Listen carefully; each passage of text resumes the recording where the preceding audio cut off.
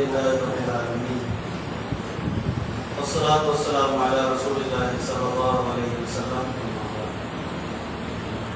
அன்பிற்குரிய அல்லாஹ்வின் நல்லடியார்களே, அல்லாஹ்வின் அருட்கருணையினால் சிறப்பிற்குரிய இந்த ரமலான் மாதத்தினுடைய கடைசி 10 இரவுகளில் அல்லாஹ்வின் தூதர் கற்றுத்தந்த அந்த அடிப்படையிலான வணக்க வழிபாடுகள் ஈடுபடுவதோடு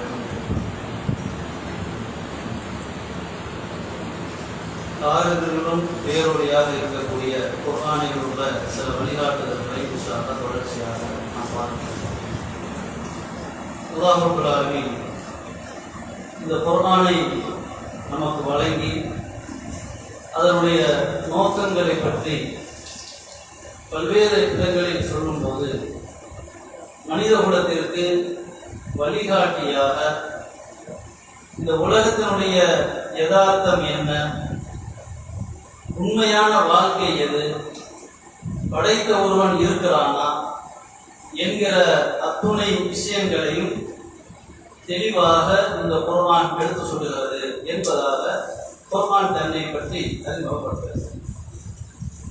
அதில் அல் கஹ்ஃப் என்கிற ஒரு சூரா, அந்த அத்தியாயத்திலிருந்து இன்ஷா அல்லாஹ் சில விஷயங்களை நாம் தொடர்ச்சியாக பார்க்கிறோம். அல்லாஹ் அந்த அத்தியாயத்தினுடைய துவக்கத்தில் சொல்கிறான், பிஸ்மில்லாஹிர் ரஹ்மானிர் ரஹீம், அல்ஹம்துலில்லாஹி அல்லதி அன்ஸல அலா அப்திஹில் கிதாப் வ லம் யஜஅல் லஹு இவஜா. இந்த வார்த்தை அல்லாஹ் குறிப்பிடுகிறான். பல இடங்களில் பல்வேறு வகையான அறிமுகங்கள் சிறப்புகள் வருகிறது. இந்த வசனத்தில் ஒரு 2 வகையான வார்த்தை அல்லாஹ் குறிப்பிடுகிறான். லம் யஜஅல் லஹு இவஜா, அதில் எந்த கோணலும் இல்லை. கையுமா, நேரான வழியை அது காட்டுகிறது. அப்போ எந்த ஒரு சிந்தனையாக இருந்தாலும், மனிதர்களால் சொல்லப்படுகிற தத்துவங்களாக இருந்தாலும், எதுவாக இருந்தாலும் சரி, அதில் முரண்பாடுகளை பார்க்கலாம், பொய்களை பார்க்கலாம். எப்படி யோசித்தாலும் சரி, கோணல் என்பது இந்த வேதத்தில் இல்லவே. கையுமா, நேரான பாதையை காட்டுகிறது. கோணல் இல்லை என்றாலே நேரானதான ஒரு பொருள் கோணலாக இல்லை என்றால் அது என்னது? சரியானது, நேரானது. அதோட முடிச்சிருக்கலாம். ஆனா அல்லாஹ் என்ன பண்றான்?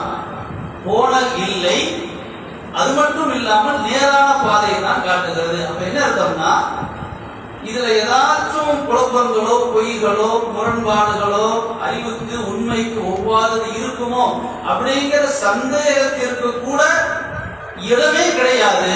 அப்படிப்பட்ட நேரான விஷயத்தை இது சொல்லி தருகிறது. தான் வழங்கி இருக்கிறான். யுன்திர பர்சன் ஷதீதான் இல்லது, தன்னிடம் அல்லாஹ்விடம் மிக கடுமையான ஒரு வேதனை இருக்கிறது என்பதை எச்சரிப்பதற்காக. وَيُبَشِّرَ الْمُؤْمِنِينَ الَّذِينَ يَعْمَلُونَ الصَّالِحَاتِ أَنَّ لَهُمْ أَجْرًا حَسَنًا مَاكِثِينَ فِيهِ أَبَدًا.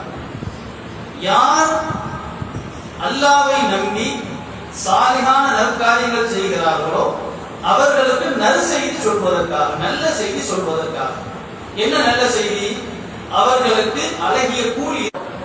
ஒன்று, மிக பயங்கரமான கடுமையான வார்த்தைகளில் சொல்லி புரிய வைக்க முடியாத கடுமையான வேதனை இருக்கிறது என்பதை எச்சரிக்க வேண்டும். 2வது, யார் அல்லாஹ்வை நம்பி நற்காரியங்களை செய்கிறார்களோ அவர்களுக்கு அழகிய கூலி உண்டு, மிகப்பெரிய பரிசுகள் உண்டு, அதில் நிரந்தரமாக இருப்பார்கள். இதுவும் முக்கியமானது. சிறந்த பரிசு இருக்கணுங்க. பரிசு எப்ப கிடைச்சாலும் 1 மணி நேரம் சந்தோஷப்படுவோம், 1 வாரம் சந்தோஷப்படுவோம், 1 மாதம் சந்தோஷப்படுவோம், 1 வருஷம் அதை பார்த்து பார்த்து வேணா மகிழ்ச்சி அடையலாம். நிரந்தரமான மகிழ்ச்சி இருக்குமா? ஒரு 10வது படிக்கும் போது ஒரு பரிசு வாங்குகிறார், 12வது படிக்கும் போது இவ்வளவு மார்க் எடுத்தார், ஒரு பேர் வாங்கிட்டார். அந்த பேரை மௌத்த மரணிக்கிற வரைக்கும் அவர் சந்தோஷப்பட்டு இருக்க முடியுமா? அப்படிப்பட்ட நிலை அது கொடுக்குமா? அப்படின்னா இல்ல. அதுக்கு ஒரு பிரச்சனை வரும், இதெல்லாம் காணாம போய்கிறது. அது பிரச்சனை இல்ல. மாகிஃபீன ஃபீஹி அபதா, அதில் நிரந்தரமாக இருந்து கொண்டே இருப்பார்கள். இந்த நல்ல செய்தியை யாருக்கு சொல்கிறது? இதை நம்ம கற்பனை பண்ண முடியாது. நிரந்தரம் நிரந்தரம் அப்படின்னா ஒரு அளவுகளை சொன்னா தான் புரியும். போயிட்டோம்னா ஈஸியா புரிஞ்சிடும். இந்த பூமி பந்துல இவ்வளவுதான் அறிவு, நிரந்தரமாக இருப்பார்கள். இப்ப ரெண்டு விஷயம் வந்துச்சு. இந்த குர்ஆனுடைய நோக்கம் ரெண்டு. ஒன்று எச்சரிக்கை, பயங்கரமான தண்டனை எச்சரிக்கை. இன்னொன்று நிரந்தரமான மகத்தான கூலியை நற்செய்தி சொல்லுதல். நற்செய்தி சொல்வது என்பது நல்ல மக்களுக்கு, கடுமையான தண்டனை யாருக்கு சொல்கிறது அதை அல்லாஹ் சொல்றான். அல்லாஹ் உள்ளேயே ஏற்படுத்திக் கொண்டான் என்று எவர் தவறுகளாக தெரியும், பாவங்கள் பாவங்களாக தெரியும், நன்மைகள் செய்யாமல் இருந்தால் செய்ய வேண்டும் என்கிற தாக்கத்தை மாற்றத்தை அது ஏற்படுத்தும். அதுதான் நேரிய வேதம், அதுதான் நேரான பாதை. இது குர்ஆனுடைய இயல்பு அடிப்படை. அல்லாஹ் யாரை எச்சரிக்கிறான்? யார் அல்லாஹ் புள்ளையை ஏற்படுத்திக் கொண்டான் என்று சொன்னார்களோ அவர்களை எச்சரிப்பதற்காக. அதாவது புள்ளை என்பது ஒரு குறியீடு. அல்லாஹ்விற்கு இணை உண்டு என்று யார் இருக்கிறார்களோ அவர்களை எச்சரிப்பதற்காக. பிள்ளையாக இருக்கலாம். சூரியன் ஒருவன் நம்பினால் அல்லாஹ்விற்கு இணையாக்கி விட்டான்.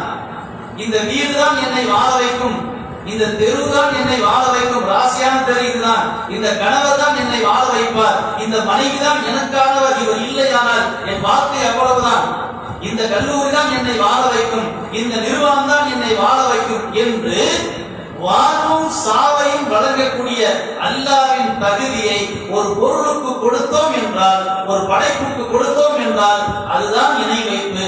அந்த இணை வைப்பை தான், அந்த இணை வைப்பை தாங்கி பிடிக்க ஒரு ஆள் தேவை. அதற்காவது ஒரு வாரிசு தேவையா இல்லையா? அப்ப இந்த வாரிசு தேவை என்கிற அந்த எண்ணம் பலவீனத்தை தெரிவிக்கிறது. அப்ப அல்லாஹ் பலவீனமானவனா? அல்லாஹ்வுக்கு பிள்ளை இருக்கிறது என்று ஒருவன் சொன்னால் அல்லாஹ் என்ன பார்க்கிறான்? பலவீனனாக ஆக்குகிறான். மனிதனை போல அவன் நினைக்கிறான். சான்று கேட்க முடியாது, சான்று கேட்கக்கூடிய தகுதி அவைகளுக்கு கிடையாது. பகுத்தறிவுள்ள மனிதன் எந்த ஒரு செயலை செய்வதாக இருந்தாலும், செய்வதை தவிர்ப்பதாக இருந்தாலும் தகுந்த காரணம் சொல்ல வேண்டும். காரணம் என்றால் அதுதான் ஆதாரம். ஆதாரத்தை சமர்ப்பிக்க வேண்டும். இதுதான் அறிவின் இயல்பு. பகுத்தறிவின் இயல்பே யதார்த்தம் என்னது? ஒரு காரணத்தை செய்யறமா, ஒரு செயலை செய்யறமா, இன்ன காரணத்தால் செய்கிறேன், இன்ன ஒரு ஆதாரத்தால் செய்கிறேன். ஒன்றை செய்ய மறு வேண்டும். அல்லாஹ்விற்கு பிள்ளை இருக்குது என்று சொல்லல, உன்னிடத்தில் என்ன ஆதாரம் இருக்கு சொல். மாலஹும் பிஹி மின் இல்ம். இப்படி சொல்வதற்கு இவர்கள்ட்ட எந்த ஆதாரமும் இல்லை. இவர்கள்ட்ட மட்டும் இல்லை, இன்னைக்கு சமகாலத்தில் வாழக்கூடிய மனிதர்கள் மட்டும் இல்லை, இவர்களுக்கு ஒரு முந்தைய தலைமுறை இருந்திருக்கும் இல்ல, அவர்களுக்கு ஒரு முந்தைய தலைமுறை இருந்திருக்கும் இல்ல, எந்த தலைமுறையிடத்திலும் எந்த முன்னோர்களிடத்திலும் அல்லாஹ் பிள்ளையை ஏற்படுத்திக் கொண்டான் என்பதற்கு சான்று இல்லவே இல்லை. சுருக்கமாக சொல்வதாக இருந்தால் அல்லாஹ்விற்கு இணை கற்பிக்கக்கூடிய எவரிடத்திலும் எந்த ஆதாரமும் இல்லை.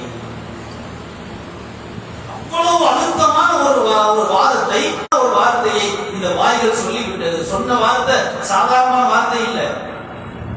ஒரு மனிதன் தவறான உறவில் இருக்கிறான் என்று இட்டு கட்டினால் சொல்லப்பட்ட மனிதன் எப்படி கொதித்திடுவான்? ஒரு மனிதன் மீது ஒரு அபாண்டத்தை சுமத்தப்பட்டால் அவனுக்கு எவ்வளவு ரோஷம் வரும், எவ்வளவு ஆக்ரோஷமும் கோபமும் கொந்தளிக்கும். எப்படிதான் எனக்கு தகுதி இல்லாத ஒன்றை என்னோடு சம்பந்தப்படுத்துவாய்? அப்ப அவனுடைய பார்வையில் இந்த வார்த்தை என்பது எல்லை இல்லாத பயங்கரமானது. இதை அவனால் தாங்கிக் கொள்ள முடியாது. உனக்கே தெரியல, உனக்கு தகுதி இல்லாத ஒன்றை, சம்பந்தம் இல்லாத ஒன்றை உன்னோடு இணைத்தால் எவ்வளவு பயங்கரமானதாக பார்க்கிறாய். இதையே அல்லாஹ் நமக்கு புரிய வைக்கிறான். அல்லாஹ்விற்கு பிள்ளை இருக்கிறது, அல்லாஹ்விற்கு இணை துணை இருக்கிறது என்று சொல்லக்கூடிய இந்த வார்த்தை இருக்குது இல்ல, இது சாதாரணமான ஒரு வார்த்தை இல்லை, மிக பயங்கரமான ஒரு வார்த்தை. இந்த நம்பிக்கையில் இவர்களிடத்திலே எந்த உண்மையும் துணியவர்களுக்கு கூட இல்லை. இந்த குர்ஆன் எவ்வளவு நேரான பாதையை காட்டுகிறது, எப்படி நேரிய வழியை காட்டுகிறது. இந்த உலகத்தில், இந்த பூமி பந்தில் பகுத்தறிவு இருக்கக்கூடிய இந்த ஒரு படைப்பு எப்படி கடந்து செல்ல வேண்டும், எப்படி கடந்து போக வேண்டும். அந்த கடந்து போகவருடைய அடிப்படை இரண்டு. ஒன்று, இது வாழ்க்கை அல்ல, மறுமைக்கு செல்லக்கூடிய ஒரு என்கிற அந்த ஒரு வகையான கொள்கை நம்மிடத்திலே இருக்க வேண்டும். இதை சொல்வதுதான் நேரிய பாதை, நேரிய வழி, நேரான